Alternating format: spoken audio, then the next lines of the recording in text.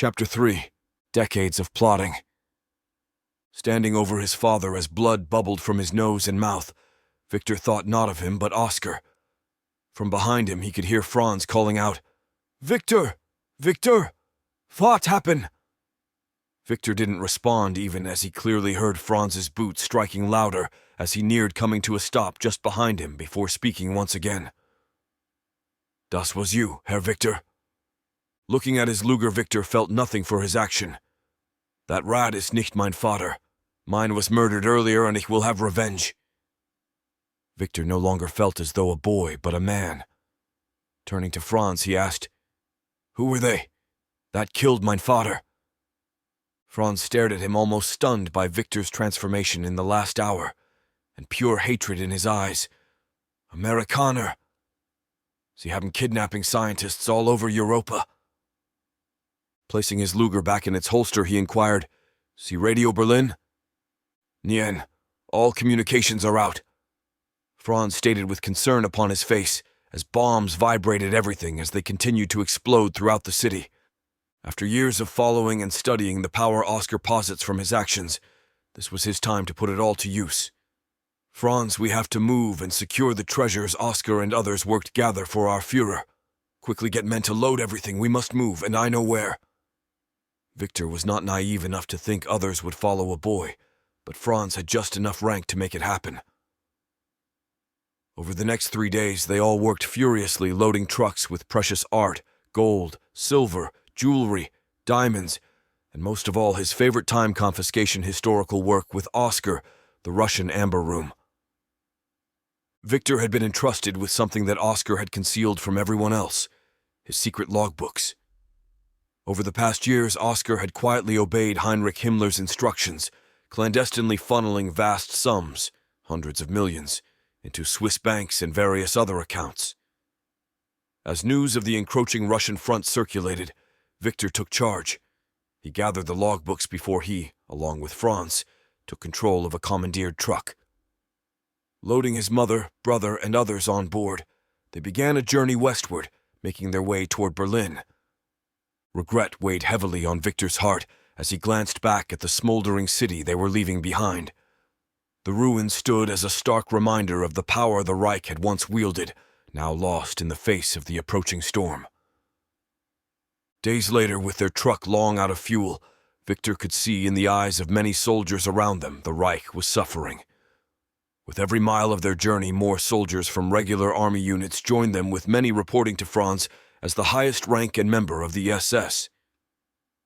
Victor could see with each soldier that had approached Franz, he was not yet willing to give up the fight. Raising his hand, Franz stopped there by effectively bringing most of their group to a halt. "We must fight." With that announcement, he reached into his pocket and pulled out a diamond-shaped patch and looked at it closely before handing it out toward Victor. "Oscar wanted you to have this." After years void of emotion, a solitary tear escaped Victor's eye, tracing a path down his grimy face. The tear's origin was Oscar's lapel, adorned with an SS patch, a sight that struck a chord deep within him. The lump in his throat stifled words of gratitude as Franz swiftly rallied hundreds of disoriented soldiers, steering them back from whence they'd strayed. Night descended and their remaining group set up a temporary camp by the Varda River. The echoes of distant battle filled the air. Amid the ominous sounds of war, Victor grappled with an unsettling fear. Everything he now held dear seemed to teeter on the precipice of loss. Late in the night, with nothing more than the bright moonlight to guide him, Victor removed clothing from a bag he had gathered from others that had died along the way. Quietly, he changed from the black uniform he had worn for the last 5 years, placing it into the leather bag along with Oscar's bank books and patch. With everything secured safely, he gathered a few more leather bags from those sleeping, with one just larger than the next to stuff one inside the next. When finished, he looked down, spotting a slight glint of moonlight upon his Luger with fear of losing it. Also, he knew it would have to be hidden. Having seen another family in their group cooking with lard earlier, sought it out and layered it all over his pistol's metal, then the leather bags after placing everything inside. Over the next few hours, he walked along Varda River looking for an ideal spot to hide the greasy bags where they would not only be protected from the weather, but also easy to locate. Just as daylight began shining over the horizon, he spotted what was needed. Just below a bluff in a sharp bend of the river that had not changed in thousands of years was a small cave. Quickly, he stuffed the bag inside and began using rocks from around him, creating the appearance it never had been there. Sir. Even though he rarely was caught off guard while reflecting on years past, Victor never exhibited such weaknesses. Once again, he ran his fingers gingerly down the black-barreled Luger setting, proudly displayed front and center of his desk, before responding, "Yes, Eckehard." "Sir, it is time for your treatment in the chamber," Eckehard replied. "Very well. Let us get this started. Any word on when that foul Howard is signing the United Nations Small Arms Treaty? It has been 2 weeks since his inauguration, and I expect results." Victor had become very accustomed to getting what he wanted, and felt his life's quest for revenge nearing. Bringing his phone closer to his eyes, a device he habitually held in his hand or securely tucked in his pocket, Eckehard scrolled through one screen and then another. "It doesn't seem that way, sir," he confirmed. "Send him a little reminder. Have the media release images of his son. Nothing too extreme for now, but enough to get his attention. Then I think one of our men should have a word with him, ensure his speedy signature." Victor instructed from behind his desk.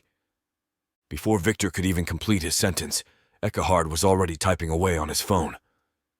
"Would you prefer the message to originate from an unexpected source within your employ, or from a familiar figure such as Secret Service, FBI, or CIA? Limit the information sharing to individuals the foul is already acquainted with. Avoid disclosing additional identities unless it's absolutely imperative. What's the most recent update from North Korea? Have there been any advancements? Once the actions with the UN are underway, it's crucial that we proceed with the next 2 phases of this operation. Any delay could jeopardize its success." Victor's tone quickly became more aggressive and demanding. Once again referring back to his phone, Eckehard checked for any updates before responding. "Sir, it does appear your personnel were able to embed an agent for this mission. His name is Adam Rayner, not counted among your personnel, yet rest assured the mission's completion is guaranteed." Regarding the Chinese contingent, their enthusiasm knows no bounds. "Gut. Well, let's get to it. I'm not getting any older." With a chuckle, Victor rose from his seat behind the desk, his gaze sweeping across the expanse of his most cherished room in all his estates. Set high in the majestic San Juan Mountains of Colorado, a place untouched by visible roads, stood Victor's meticulously recreated haven, inspired by none other than Adolf Hitler's beloved Eagle's Nest. In this exclusive realm, Victor savored the fruits of his life's endeavors, enveloped by the descendants of SS officers. Each of them was meticulously groomed and educated from their earliest years, a continuation of the disciplined ethos embodied by the Hitler Youth. This chamber not only held the echoes of his distant past, but safeguarded the key to a prolonged existence. At its heart lay a hyperbaric chamber, a hub of vitality where he underwent 90-minute sessions of enriched oxygen treatments daily, a routine maintained for 30 days each year. Victor perceived these moments as an investment in his well-spent existence, reclining there and gazing through modest windows, framing walls adorned in resplendent Russian amber. The amber-hued walls stood adorned with mirrors adorned in gold leaf, meticulously positioned precisely as they had been prior to Oscar's order for their removal.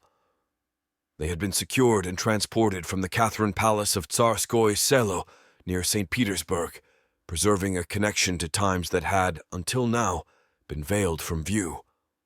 Amidst these walls shimmered artworks once believed lost during the era of Nazi occupation in Poland, evoking the strongest of sentiments within him. Among them were 2 he held in highest regard: Raphael's poignant Portrait of a Young Man and Canaletto's masterful depiction of King Stanislaus Augustus, looks at Warsaw Castle after the fire in 1765. But above all these treasures, what Victor treasured most was a relic of his history, the uniform he had once worn, its fabric still tainted with Oscar's blood, a painful reminder of the moment he faced execution by American soldiers. Within this space, an array of his life's memories was put on display, a narrative of lives that had seldom breathed beyond these walls, but had found solace in their final resting places, akin to leaves fluttering down mountainsides. Glancing toward Eckhard, who was immersed in taking notes and monitoring screens while undergoing life extension treatments, Victor's mind never ceased to churn with ideas on how to shape him into the person he aspired him to be.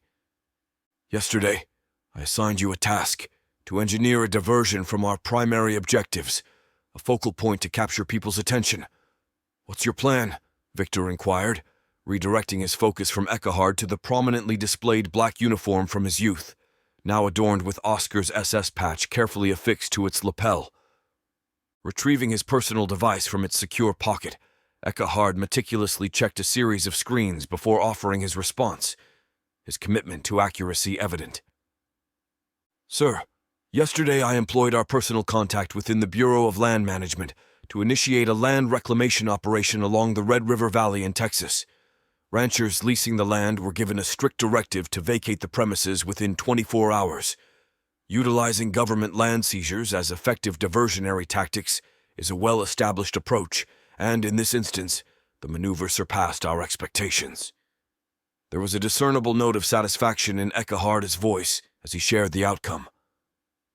Victor lay within the hyperbaric chamber, absorbing the weight of the information he had just received. What were the repercussions? He inquired thoughtfully. Sir, the incident has been strategically disseminated across all major news networks, Eckhard replied, prepared to delve further into the details.